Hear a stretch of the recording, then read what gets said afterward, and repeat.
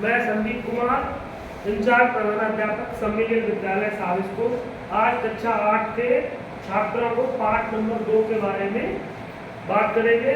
जिस पाठ का नाम क्या है? वर्ग। टॉपिक हमारा क्या है? वर्ग। किसके बारे में बात करेंगे? वर्ग के बारे में बात करेंगे।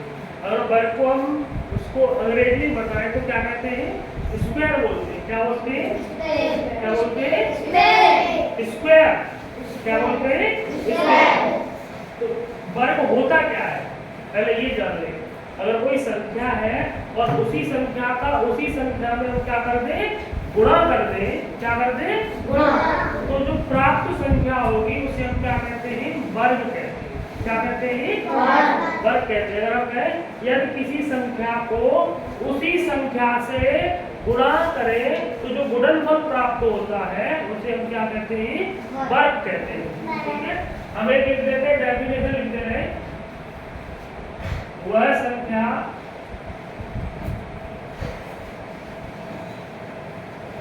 जिसका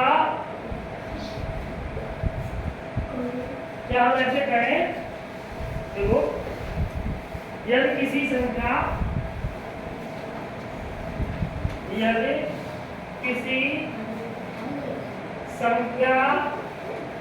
का गुणा उसी संख्या से करने पर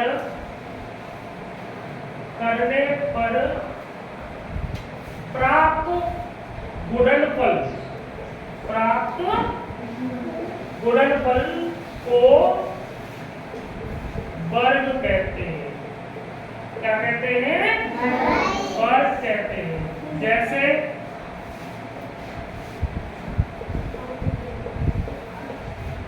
2 का वर्ग।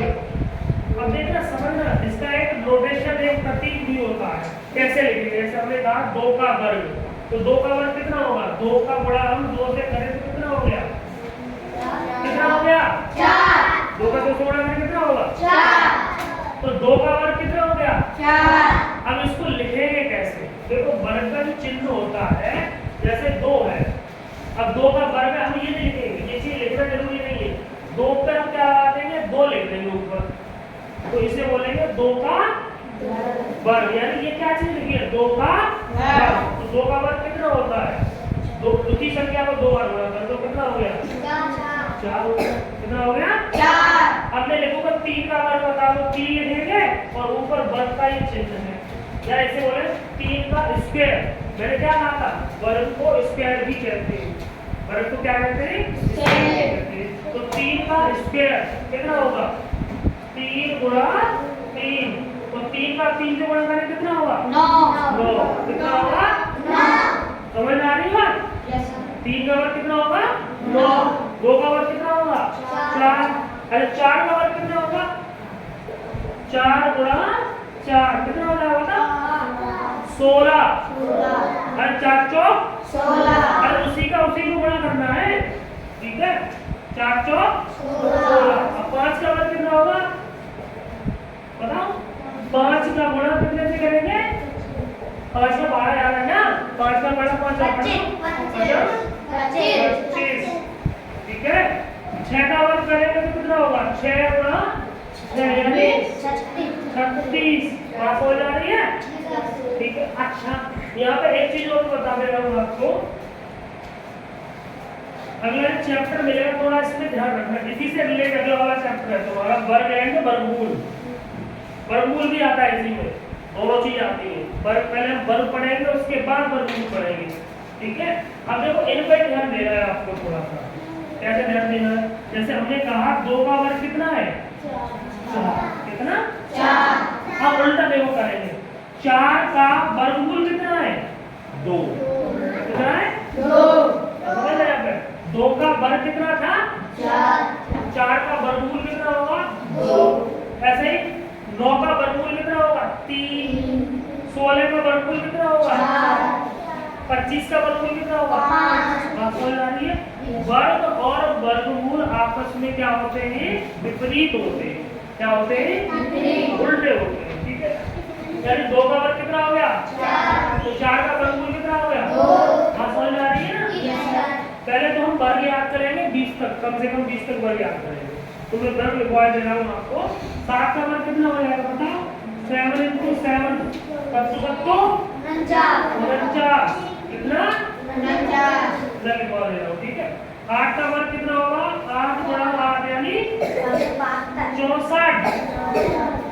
अरे 8 × 8 से करो 9 का स्क्वायर कितना होगा? 9 × 9 9 9 81। 10 का वर्ग कितना होगा? 10 × 9 10 100। अगर गुणा अब यहाँ से तो पारे नहीं, पारे 10 तक याद करते हो तो आगे जो संख्या आएंगे उनका उन्हीं में गुणा कर दोगे, ठीक है। जैसे 11 का वर्ग करेंगे तो कितना होगा? अब 11 का 11 पार नहीं पढ़ पाओगे तो 11 का 11 से गुणा अलग कर लोगे। 11 का 11 से गुणा करेंगे तो आएगा 121। कितना आएगा? 12 का वर्ग बताओगे तो 12 × 12 कितना आएगा? 144। कितना आएगा? 144। गुणा करके देख लेना, मुझे तो याद है ना इसलिए बता रहा हूँ। 13 का वर्ग 13 × 13 कितना होता है? 169। 169 169। 14 का वर्ग 14 × 14 196 कितना होता है? 15 का वर्ग 15 × 15 225। 16 का वर्ग 16 × 16 16 का कितना होगा? 256। 17 का वर्ग 17 × 17 289। 18 का वर्ग 18 × 18 324। 19 का वर्ग 19 × 19 200 नहीं 389। चलो इतना कर लो, ठीक है। आगे तो ये वाले अपने आप निकालोगे, ठीक है। 19 का वर्ग 19 को गुणा करके 19 से निकालोगे और 20 का 20 को गुणा करके निकालोगे। ये भी चेक करूंगा, ठीक है।